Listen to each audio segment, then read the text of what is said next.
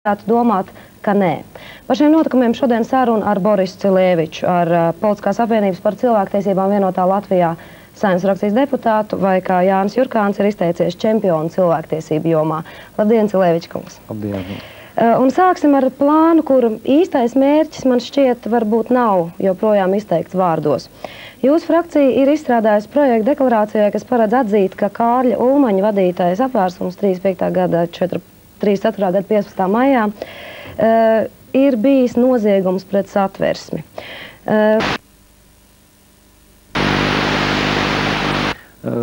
Pirmām kārtām jāsaka, ka šī projekta autors ir mūsu kolēģis, mūsu deputāts Modris Lujāns. Un varbūt sīkāk par šo lietu vajadzētu ar viņu runāt. Nu, bet es pieņemu, ka jūs jau tomēr visi kopā strādājāt, vai ne? Jā, protams, tur ir mans paraksts zem tās deklarācijas. Galvenā doma bija šāda, jo kas mums drusciņ biedē ir visa tā glorifikācija, kas bija pirms 40. gada. Kaut gan, kā mēs zinām, Latvijas Republikas vēsturē pirms 40. gada bija ļoti dažāda. Bija patiešām demokrātijas posms no 19. līdz 34. gadam, un tad autoritāra režīma posms. Un tagad, atjaunojot Latvijas Republikas likumdošanu un iekārtu, valsts iekārtu, diemžēl daudzi cilvēki reizēm sajauc šos divus posmus un uzskata, ka tieši tādas lietas, kuras pastāvēja no 34. līdz 40. gadam, tas ir tas īstais modelis, kam mums jāseko. Protams, mēs zinām, ka ir tāda zināmas, ilgas pēc stipras rokas, zināma demokratisko procedūru nepietiekošā novērtēšana, ka ir ļoti populāras tādas idejas, ka nav mums vajadzīgs tas parlaments, tā demokrātija, tā balsošana, ir vajadzīgs īstais saimnieks. Mums nav svarīgi, vai viņš ir demokratiski ievēlēts, vai vienkārši, kā saka, ņēmis varu, tāpēc, ka viņš bija spēcīgāks. Mēs uzskatām šo tendenci par diezgan bīstamu. Protams, tas sāknes ir ļoti smaga ekonomiskā situācija. Cilvēkam, kas ir izsalcies, protams, viņu daudz neuztrauc. Demokrātija, cilvēku tiesības. Kā viss notiek, galvenais, ka viņam ir ko ēst.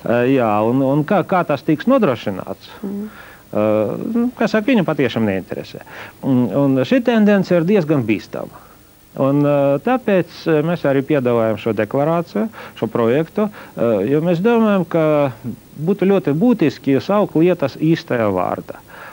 Ka šo ilūziju dēļ nevajadzētu, nedrīkst ziedot demokrātijas ideālus. No otras puses, teiksim, no sabiedrības viedokļa raugoties, jūs droši vien zinat, ka daudziem, īpaši vecākās paaudzes Latvijas iedzīvotājiem, atmiņas par Ulmaņa laikiem palīdzēja saglabāt ticību brīvībai 50 okupācijas gadus, ka manai paaudzei un man vecāku paaudzei tika stāstīts par šiem laikiem kā alternatīvu plēnumu lēmumiem, kas bija jāmācās skolā. Vai jums nešķiet, ka šāda deklarācija varētu aizvainot vienu lielu sabiedrības daļu, kas varbūt liekas jocīgi, ņemot vērā to, ka jūs nākat ar saskaņas vārdu? Redziet, diemžēl mūsu sabiedrība ir tik sašķelta, ka gandrīz jebkurš lēmums var aizvainot kādu šo sabiedrības daļu. Es uzskatu, ka deklarācija nav nekā tāda, kas būtu pretrunā ar Latvijas atversmē, ar demokrātijas principiem un arī ar mūsu sirdsapziņu un ar mūsu saprāšanu par to, kas ir saskaņa. Bet, redzēt, protams, tas ir tikai dolārs, kas patīk visiem. Un mēs esam cilvēki, mēs esam politiķi, Saeimas deputāti, un tas nebūtu nav mūsu mērķis, kas saka, lai visi mūs mīlētu. Jā, mēs patiešām meklējam to īstu ceļu, īstu kompromisu un saskaņas ceļu, bet tas nenozīmē, ka šajā ceļā vajag teikt un darīt tikai tādas lietas, kas patiks absolūti visiem. drīzāk tas nepatiks nevienam.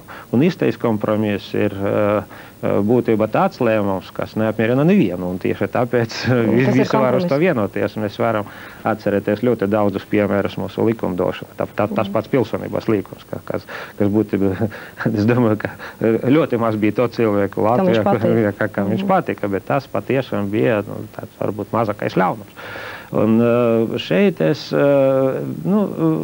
psiholoģiski tas ir sapratāmi, jo atceries par jaunības gadiem, viņas vienmēr ir tādas ļoti idealizētas, un jaunība, kā mēs zinām, vienmēr putri ir saldākā, un kas saka? Saule sildāka. Jā, tā kā to arī var saprast, bet tā ir ilūzija un bīstama ilūzija, ka tieši Ulmaņa laiki bija, kas saka, Latvijas valsts attīstības virsotne un labākais sasniegums, tā nebūtu nebija.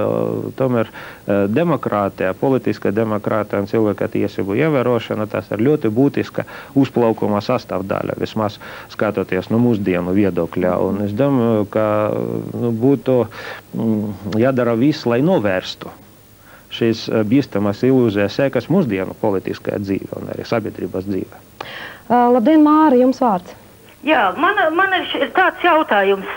Jūs tagad atkal gribat Ulmaņa režīmu nosodīt, bet kāpēc jūs galām nenosodiet sociālismu, komunismu? Manā dzīvē tāds gadījums. Man vectēvu 49. gadā uz Sibiriju neizveda, bet viņi ievēlēja pa pirmo kolhozu priekšsētāju un pēc 2 mēnešiem noslapkavoja. Un, kad tagad vajadzēja atgūt viņa zemi, tad nevienā arhīvā pa viņa nav ne mazākā raksta galiņa. Tāds cilvēks nav dzīvojis pasaulē.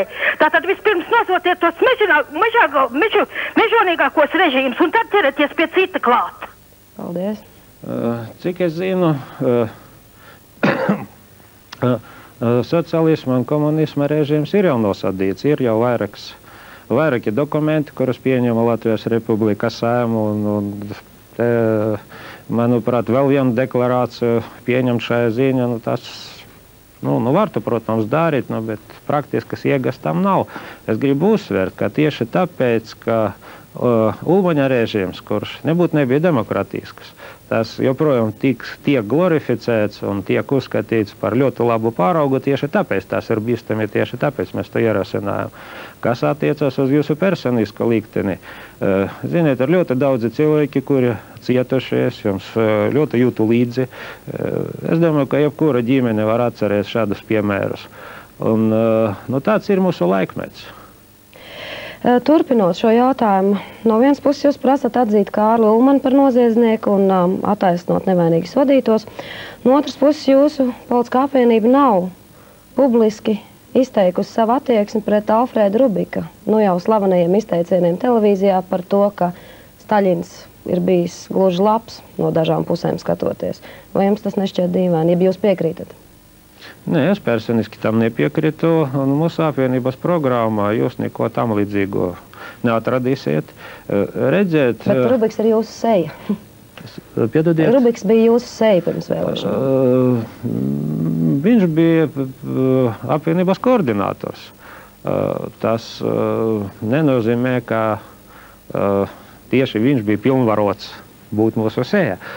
Ja jūs tā uztverāt, un varbūt arī citi cilvēki tā uztverā. Es domāju, ļoti daudz jūsu vēlētāji tieši tā uztvēra. Varbūt, tādas ir viņu tiesības, mēs to nevaram aizliegt.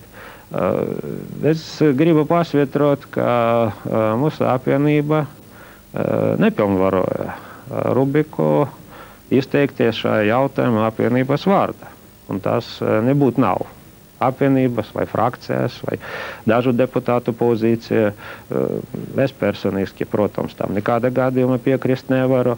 Redzēt, politisku partiju apvienība ir diezgan īpatnēja konstrukcija.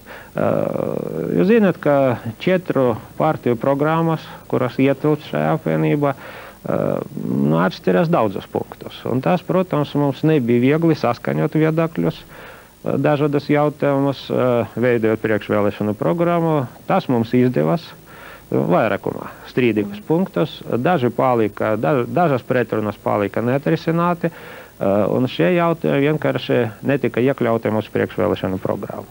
Darbs notiek, un es domāju, ka pakāpeniski šīs pretrunas tiks pārvarētas.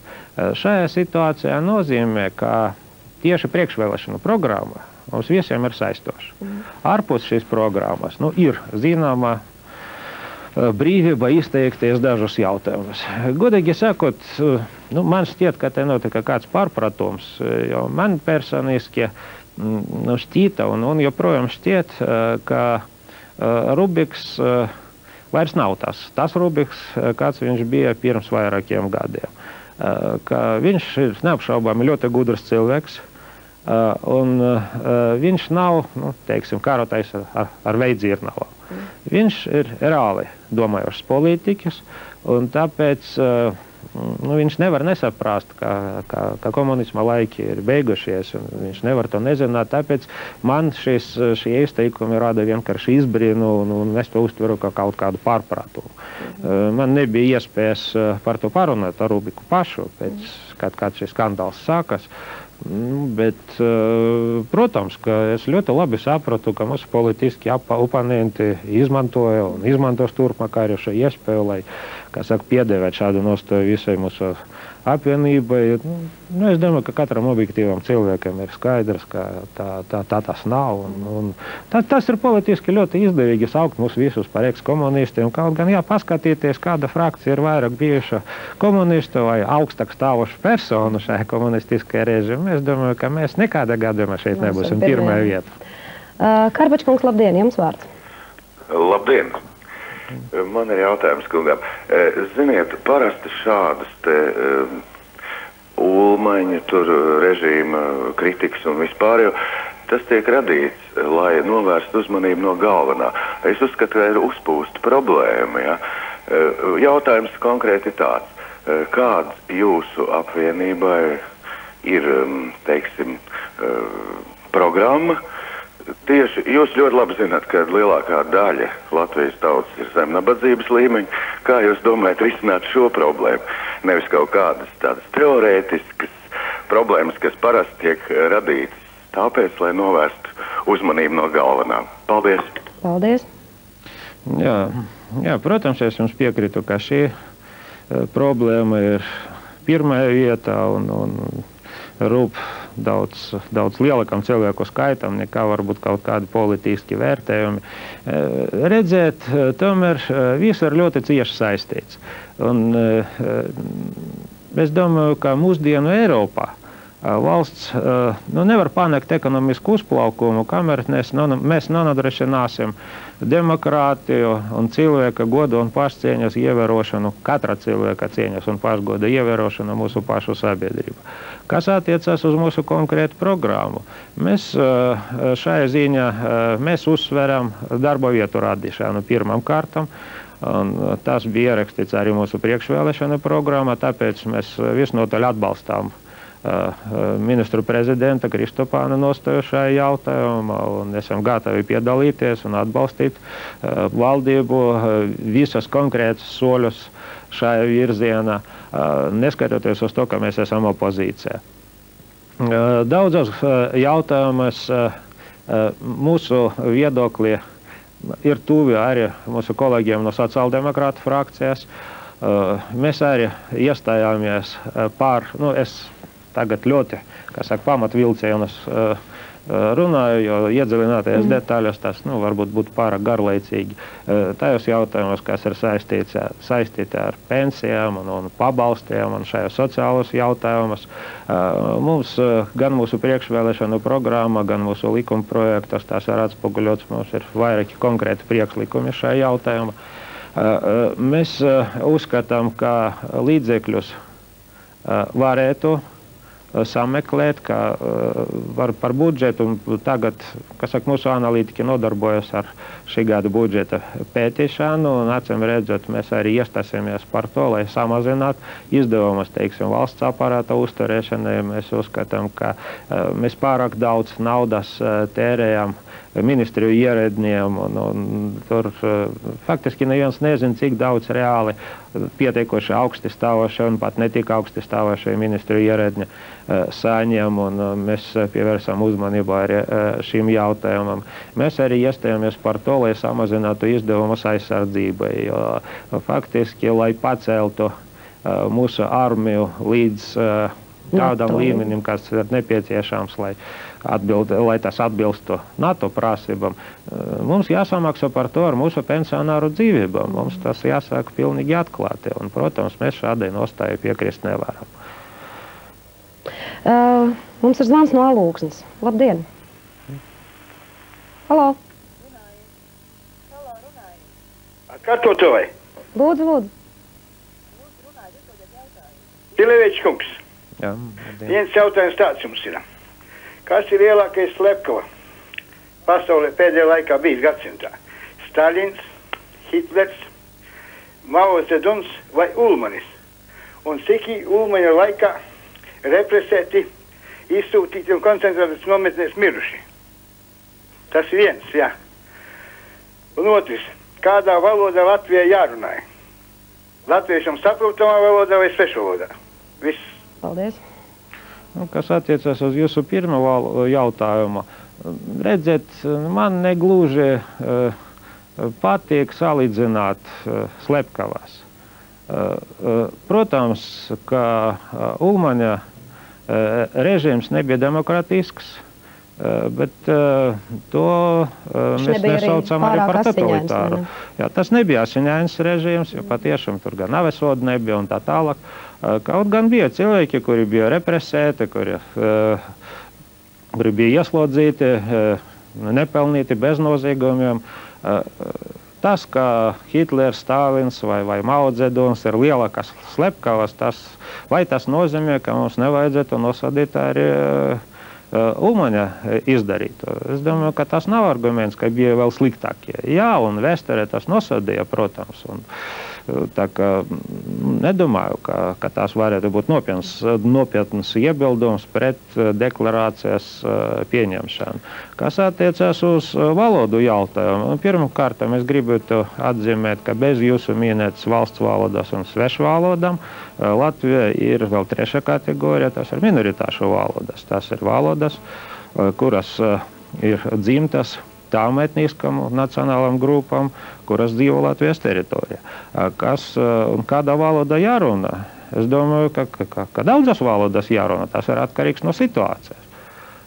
Oficiāli mums ir valsts valoda, mums ir valodu likums, kas ir šobrīd spēkā, kas nosaka, kāda valoda jāizmanto, kāda valsts valoda jāizmanto, kādas situācijas, un šīs likums, protams, jāpilda. Ir vairākas citas jomas. Un, principā, es domāju, tas ir pirmām kārtām atkarīgs no paša cilvēka. Visas gadījumas, kuras nav tieši paredzētas likumdošana. Piedodiet, ja jūs gribēsiet, teiksim, man pavēlēt, kādā valodā man jārunā ar savu sievu, tur mājās vai ar manu draugu kaut kur, es jums nepiekritīšu. Es nedomāju, ka jautātājs domāju. Es arī domāju, ka tas nebija. Jautājums bija jā, protams. Bet turpinot tomēr sarunu par deklarāciju, vai būtu pamats uzskatīt, ka šādas deklarācijas pieņemšanas gadījumā jūs stipri vien palīdzētu Krievijai, kur tad varētu teikt, jā, mēs ievedām karaspēku Latvijā, jo tur bija autoritīvs un nelikumīgs režīms, tādējādi padarot okupāciju par atbrīvošanu. Tā pavisam stingri uz visiem laikiem. Ziniet, es tomēr tagad, pēc ievēlēšanas Saeimā, es esmu politikas praktiķis. Bet vēl pirms ievēlēšanas strādājot nevalstiskā organizācijā, mēs pietiekoši skaidri sapratu, ka mēs ļoti būtiski pārvērtējam vēsturiskus argumentus. Mūsdienu politisku lēmumu pieņemšana nosaka pavisam citi faktori. Protams, tā vēsturnieku komisija, kurā strādā, un tas viss ir ļoti interesanti palasīt. Kaut kādus jaunus dokumentus, jaunus vērtējumus. Bet tam ir ļoti, ļoti minimāla ietekme uz tiem lēmumiem, kurus pieņem starptautiskas organizācijas un arī nacionālas valdības. 40. gada notikumi Latvijā jau ieguva savu vērtējumu. Mēs zinām, ka vairākums rietumu valstu, demokratisku valstu šo aneksiju nekad nebija atzinuši par likumīgu. Kāda ir Krievijas pretargumenti, mēs arī ļoti labi zinām. Bet redziet, tas ir vēsturnieku un diplomātu strīdi.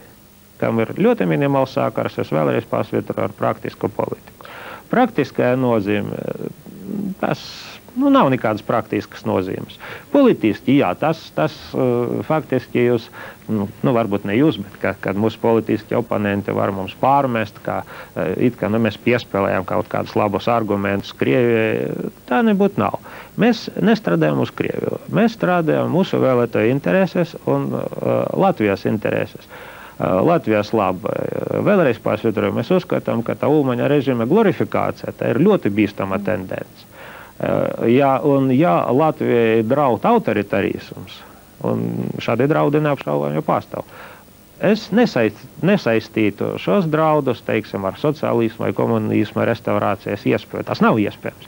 Bet tad autoritarismu no citas puses, kas saka, mūsu pašmāju varianta, tas ir reāli. Un tomēr es negribētu jums pilnīgi piekrist, ka ideoloģiskie strīdi neietekmē praktisko dzīvi. Mēs piedzīvojām Krievijas attieksmi pret mūsu precēm un tā tālāk. Un, starp citu, arī šodien laikrakstā SM ir publicēta intervija ar Krievijas domas vicespīkeru Sergeju Baburinu, kur viņš atkal runā par līdz galam nenosistajiem esesiešiem. Krieviski tas ir ņedabitie esesovci, ja? Viņš pārmet, starp citu, ka Baltijas valsts pārāk negribīgi atsakās no fakta, ka 50 gadu atrašanās PSRS sastāvā ir bijusi leģitīma. Vai ne? Tā kā, mēs nevarētu teikt, ka tā ir runa par vēsturi, jo projām tas tā ir šodien. Jā, man zinām, ir Baburina kunga vai biedra Baburina nostāja šai jautājumā. Un kas? Vai vadoties no tā, ko uzskata Baburins vai Žirinovskis vai Ziuganovs, mums jāatsakas no mūsu pārliecības. Mēs vadamies no mūsu pārliecības, redziet, un es domāju, ka diez vai. Ja pat mēs tur bļautu, ka Ulmaņa laiki bija vislaimīgākie un vistaisnīgākie, tur visa pasaule, visa Latvijas vēsture, tas kaut kāda veida ietekmētu Baburina nostāju. Te redziet, te ir, faktiski jūs pieskarāties šai problēmai mūsu attiecības ar Krieviju. Un es gribu to vēlreiz pasvitrot, ka Krievijai ir savas nacionālas intereses. Krievija ir faktiski liela valsts, kur atrodas krīzes stāvokļa, un kā šī krīze atrisināsies, to neviens nezina, ir iespējami vairāki scenāri. Un mums būtu naivi domāt, ka Krievija pieņemot kaut kādus lēmumus, patiešām vadīsies no mūsu interesēm, vai, teiksim, pat no Krievijas pilsoņu interesēm, kuri šeit dzīvo. Es nerunāju jau vispār par Krieviem, par Krievu tautības cilvēkiem, kuri ir vai Latvijas pilsoņi vai bezvalstnieki. Tas būtu ļoti naivi. Krievija ir savas problēmas. Cita lieta, ka mēs zinām, ka mums ir draugi pasaules sabiedrība. Ja? Gan ANO, gan Eiropa. Un mums ir atkarīgs, cik daudz mūsu draugiem būs argumentu pret iespējamiem Krievijas uzbrukumiem. Ja ļoti bieži mēs paši dodam Krievijai ieganstu, bet mūsu draugiem atņemam argumentus. Un tik tālu, cik tas ir atkarīgs no mums, mums noteikti ļoti rūpīgi jāseko, kādas starptautiskas sekas, arī attiecības gan ar Krieviju, gan ar rietumiem, būs tiem lēmumiem, kurus mēs pieņemam. Es negribu teikt, ka mums jāpieņem lēmumi tikai vadoties no šiem apsvērumiem. Nekāda gadījuma. Mums arī ir savas intereses. Un varbūt labākais piemērs tas ir izmaiņas pilsonības likuma. Es galīgi nepiekrītu tam, ka mums vajadzēja grozīt pilsonības likumu, tāpēc, ka to prasīja, kas saka, Krievijā vai prasīja mūsu rietumu sabiedrotie. Tas bija vajadzīgs pirmām kārtām mums. Mums pašiem ir vajadzīga sabiedrības integrācija, un to mūsu rietumu draugi visu laiku arī uzsver. Un viņi apsveica šos grozījumus nevis tāpēc, ka mēs, esam piekāpušies viņu priekšā, bet tāpēc, ka viņuprāt mēs pieņemam lēmumu, kas ir izdevīgs mums pašiem. Un tātad šis jautājums ir pietiekoši komplicēts. Es esmu pret to, lai skatītos uz mūsu attiecībām ar Krieviju kā uz kaut kāda veida sporta sacensībām, kā uz profesionālu diplomātu olimpiskajām spēlēm. Diemžēl no šādas, sportiskas attieksmes mēs varam daudz ko ciest. Mums jābūt gudrākiem. Un droši vien, ka mēs arī varam zaudēt, jo varbūt, ka mūsu sportisti nav tik mācīti, vai ne? Man negribētu komentēt, kas Šobrīd es gribētu pasludināt nelielu pārtraukumu, pēc tam runāsim un droši vien arī vairāk par integrācijas jautājumiem, ņemot vērā to, ka Krievu kultūras biedrība tikko ir paziņojusi par izstāšanos no Nacionālā kultūra biedrība asociācijas, bet tagad pārtraukums. Ja ar Ulmaņa režīms jāatzīst par noziedzīgu, tad man liekas tikai vienā jautājumā, ja viņš 40. gadā nedēļ pavēlu armijai, kā armijas virspavēlnieks, cīnīties par Latvijas neatkarību, un tas ir viņa vienīgais noziegums pret latviešu tautu. Un jāieņem tādu stāvokli, kāpēc tādā gadījumā pašlaik Saeimā atrodas bijušie kompartijas darbinieki. Tā kā ja Vācija zaudēja karu un tie, kas bija naciskās partijas biedri, viņam bija aizliegts ieņemt valsts amats 10 gadus būt vēlētiem, un viņam bija atņemt vēlēšanas tiesības dotajā momentā. Latvijā tas nav noticis, un viss, kas ir bijuši veduši mūsu saulē no tālu, tagad atkal ved uz kaut kādu citu tālu, un nesaprotam visu laiku liet latviešiem justies par kaut ko vainīgiem savā priekšā. Ulmans jau viens neorganizēja apvērsumu. Ivar, vai jūs piedalījāties vēlēšanās? Daudz cilvēku. Vai jūs atslēdzāt? Interesanti, vai Ivar kungs izmeklēja to sarakstu, to vēlēšanu sarakstu, kurā nebija neviena bijušā komunista, vai ne? Jā, šeit, acīm redzot, mums vienkārši ir dažādi viedokļi attiecībos to, ko uzskatīt par noziegumu. Vai jūs prāt, 40. gadā bija vērts cīnīties latviešiem, mēģināt? Neklausīt Ulmanim. Pirmām kārtām es gribētu uzsvērt, ka šeit neiet runa tikai par latviešiem, šeit iet runa par Latvijas pilsoņiem, par Latvijas tautu. Ziniet, tas ir ārkārtīgi smags jautājums. Skaidrs, ka reālu izrēdžu uzvarēt nebija. Protams, ir tā Somijas piemērs, bet tomēr ir ļoti daudz atšķirību. Es nedomāju, tas ir morāls jautājums, etikas jautājums. Un tieši šajā jautājumā es atzīstu, ka Karlim Ulmanim bija tāds morāls pienākums pieņemt lēmumu, vai jā vai nē. Viņš pieņema šādu lēmumu. Es neņemu viņu nosodīt par to, kaut gan emocionāli, šķiet, ka tās izraisīja vēl lielākos upurus, kaut gan kas to var zināt. Ja notiktu tomēr tāda bruņota pretestība, cik daudz cilvēki tiktu represēti tāda gadījuma. Vēsture nav tāda vārda. Mēs nevaram to pārbaudīt. Jā. Runāt par integrāciju. Jau vairāk kā gadu mēs runājam par sabiedrības integrācijas programmu, un pavisam drīz tā tiks nodokta arī sabiedrības apspriešanai. Un šajā brīdī Krievu kultūras biedrība paziņo par izstāšanos no Nacionālo kultūras biedrību asociācijas, kā vienu no argumentiem minot tieši to, ka viņi netika aicināti piedalīties šīs integrācijas programmas izstrādē. Kāpēc tā? Diemžēl tas ir viens no diezgan gara procesa, viens no ļoti gara procesa posmiem.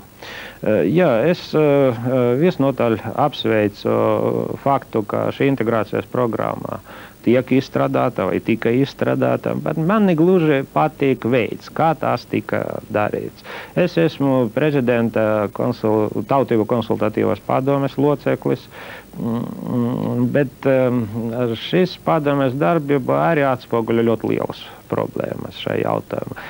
Jo faktiski visas starptautiskas institūcijas, sakot ar ECA augstāko komisāru Vanders Tūlu, ļoti uzstājīgi mums iesaka attīstīt iekšējo dialogu starp valdību un minoritātam. Un gan integrācijas programmas apspriešana, gan arī konsultatīva padome, tie tika domāts kā tāda dialoga veidi. Bet dialogs var būt efektīvs, ja abas puses ir ieinteresētas šo dialogu attīstīt. Šobrīd tādas situācijas nav, jo it kā redziet, Krievu kultūras biedrība ir tāda pietiekoši šaura Krievu inteligentu veidota organizācija, kura no paša sākuma atbalstīja Tautas fronte, atklāti atbalstīja Tautas fronte. Līdz ar to nebija populāra Krievu sabiedrībā 80. gadu beigas, 90. gadu sākuma. Cilvēki apzināti uz to gāja. Un tagad tā ir tāda sava veida demonstrācija. Jo ir ļoti daudz tādu cilvēku, kuri atbalstīja Tautas fronti, arī 90. gada vēlēšanas, piedalījās tur barikādes, bija pat Tautas frontes aktīvisti, kā es piemēram. Es nekad nebiju komunistiskas partijas biedrs, bet Tautas frontes bija aktīvs. Bet tagad mēs esam it kā viena nometne ar bijušiem komunistiem, kuri iestājas pret neatkarību. Kāpēc? Vai tāpēc, ka toreiz mēs bijām labi un pēkšņi kļuvām slikti? Es domāju, ka nē, acīm redzot, kaut kas mainījās arī valsts attieksme pret mums. Ne jau tāpēc, ka mums bija kaut kas solīts un mēs pie tā netikām. Tas ir, galvenais ir patiešām attieksme pret nelatviešiem šeit attieksme, gan pret pilsonības jautājumu, gan pret valodu politiku, gan pret izglītību. Jo patiešām normālam cilvēkam bērnu laime ir galvenā lieta. Jo visu, kas saka, var saprast, daudz ko var pieņemt, ja tu pat nepiekriti, ka tā tam vajadzētu būt, bet tu saprati, kāpēc šis vai tās lēmums tikai pieņemts, un tu galu galā samierināsies ar to. Bet ja es jūtu, ka mani bērni var ciest, tur ļoti grūti atrast kaut kādus racionālus argumentus, lai samierinātos. Un izglītības jautājums tas tieši skar bērnus. Jo es esmu pietiekoši kosmopolitisks pārliecības cilvēks, bet arī man gribētos, lai bērni pārmantotu to kultūru plaša nozīme, kur es biju audzināts, ko es pārmantoju no saviem vecākiem. Jūs iespējās to izdarīt? Jā, ziniet, es neesmu visnabagākais cilvēks Latvijā, bet es neesmu arī bagāts. Un maksāt par bērnu izglītošanu privātajā skolā es nevarēšu. Es domāju, ģimenē. Ģimene tas pamās, jo redzēt, diemžēl nav tie laiki, kad bērni galvenokārt iegūst izglītību ģimene. Skolas tas ir ļoti būtiski. Es esmu nodokļu maksātājs, un es uzskatu, ka par tiem nodokļiem, ko es maksāju, tas ir ļoti normāli. Ja valsts nodrošina maniem bērniem izglītību dzimtajā valodā, vienlaicīgi nodrošināt viņiem iespēju pilnīgi apgūt valsts valodu. Šobrīd izglītības ministrija uzskata, ka tā nebūtu pareizi, teiksim, atjaunot to sistēmu, kurā darbojas Latvija no 19. līdz 34. gadam. Mēs esam runājuši šeit par to plašāk. Jā. Es gribētu dot, jūs gribētu vēl piebilst kaut ko? Jā, varbūt šie jūsu argumenti ir zināmi, vai ne? Jā, es gribētu konkrēti teikt par to, ka Krievu kultūras biedrībai bija izstrādāta sava koncepcija, kura, manuprāt, bija ļoti efektīva. Protams, viņa nebija izstrādāta ļoti detalizēta, tur nebija finansiālas tāmes, bet tā ir sabiedriska organizācija, kurai, protams, nav tādu iespēju, kādas ir, piemēram, izglītības ministrija. Bet viņa priekšlikumi netika ņemti vērā, un galu integrācijas programma izglītības sadaļu izstrādāja tā pati ministrija, un konkrēti Baiba Petersona, strateģiskas plānošanas departamenta vadītāja, bet Petersonas kundzes, kāda ir Petersonas kundzes politiska pārliecība, mēs ļoti labi zinām, un faktiski tā ir minoritāšu izglītības likvidācijas programma, kura tiek pasniegta kā integrācijas sastāvdaļa. Tas ir viens no integrācijas veidam, un pat ne tikai Krievu kultūras biedrība. Par integrāciju, jūs par asimilāciju. Tā vienkāršoti varētu teikt arī tā, bet būtiskākā lieta ir tā, ka ļoti daudzas minoritāšu organizācijas, Krievu organizācijas, tā skaitā arī Krievu kultūras biedrība, kurai no paša sākuma bija tuvāka Tautas fronts sabiedrota vidu, tuvāka Tautas fronts sabiedrota vidu nepiekrīt šādā jautājumā nostādnī, bet viņa viedoklis netika ņemts vērā izstrādājot šo programmu. Tāds arī bija, es domāju, galvenais cēlonis tādam izmisuma solim, kā izstāšanās no asociācijas. Mums ir, diemžēl, tikai 4 minūtes vēl Edvīnam vārds. Ja Edvīns vēl gaida. Jā. Es gribētu pavaicāt raidījumu viesim, vai viņš atbalsta Vladimiru Žirinovsku vai Genādiju Zjugānovu kandidēšanu prezidenta amatam Krievijā. Es neesmu Krievijas pilsonis, es esmu Latvijas pilsonis, tāpēc es uz Krievijas lietām varu skatoties tikai no malas. Es personiski uzskatu, ka Krievija ir daudz piemērotāki kandidāti nekā jūsu nosauktie. Konkrēti mūsu partija ir noslēgts sadarbības līgums ar Jablako, un es domāju, ka Grigorij Ulinskis, šis partijas līderis, būtu daudz piemērotāks kandidāts. Vanders Tūla vizīte, it kā visai miermīlīga, vai jūs, prāt, vēl ir cerības jūsu pārliecības cilvēkiem panākt kaut kādus virzību sev vēlamā virzienā valodas izglītības jautājumos? Es godīgi sakot, es nezinu, kāpēc šī vizite tiek vērtēta tik atšķirīgi, tieši prese, jo nekā jauna nebija. Jo praktiski Vandars Tuls šoreiz atbrauca, lai iepazītos ar jaunu Saeimu, ar jaunu situāciju, kur izveidojas pēc vēlēšanām. Šobrīd nav nekāda pamata jaunam rekomendācijām, jo faktiski... Valodas likums tiek izstrādāt. Valodas likums faktiski tā izskatīšana tiek turpināta, un viņš nekur neteica, ka viņš atsauc savas iepriekšējās rekomendācijas, par kurām mēs it kā esam aizmirsuši. Pēdējais bija vēl septembrī vēstuli Dzintaram Ābekim, un šobrīd tas likumprojekts, ko mēs šobrīd izskatām, nebūtu neatbilst šīm rekomendācijām. Tā kā faktiski viņa rekomendācijas pilsonības jomā tika ievērotas, izņemot dažas, ko viņš pieminēja, ka zaudē aktualitāti, kuras netika izpildīti, bet patiešām jau šodien jau pavēlu par tiem runāt. Par izglītības likuma rekomendācijas pēc būtības netika ievērotas, viņa tika, teiksim, apietas, jo visi šie būtiskākie likumi saskaņā ar, būtiskākie momenti saskaņā ar pieņemto likumu tiek atstāti vienīgi ministrijas pārziņā, un likums tas vispār nenosaka. Kas attiecas uz valodas likumu, Vandars Tuls novēros acīm redzot, kā notiks likuma apspriešana, un šīs rekomendācijas vienkārši paliek spēkā, tā ka nekā jauna nav. Faktiski arī Tēvzemes un brīvības cilvēki ir izteikuši līdzīgi domu jums, ka nav nekāda pamata priecāties par šīs vizītes iznākumu, un viņi pārāds, ka mēs vēl mierīgi varētu gaidīt no Vandars Tula ierosinājumu līdzīgi kā Igaunijā, kur viņš ir teicis, ka parlamentu un pašvaldību deputātiem nevajadzētu prasīt valsts valodas zināšanas. Vai jums šāda kārtība liktos? Es domāju, jā, es tieši pagājušajā nedēļa biju Tallinā, un mēs daudz runājām ar maniem kolēģiem, cilvēktiesību aktīvistiem. Viņi drusciņi apvainojas, kāpēc Vandars Tuls pārmet Igauniem šo jaunu pieņemto likumu un nepārmet Latvijai, kaut gan mums līdzīgas prasības ir jau spēka kopš 90. gadu sākuma. Acīm redzot, Igaunija jau tik tālu attīstījusies, ka viņš pievērš uzmanību šādiem jautājumiem, mums tas vēl ir priekšā, jo šādas prasības, patiešām pilnīgi, acīm redzami, neatbilst mūsu startautiskām saistībām. Mēs varam nosaukt konkrētus dokumentus un pantus, ja tas ir vajadzīgs. Bet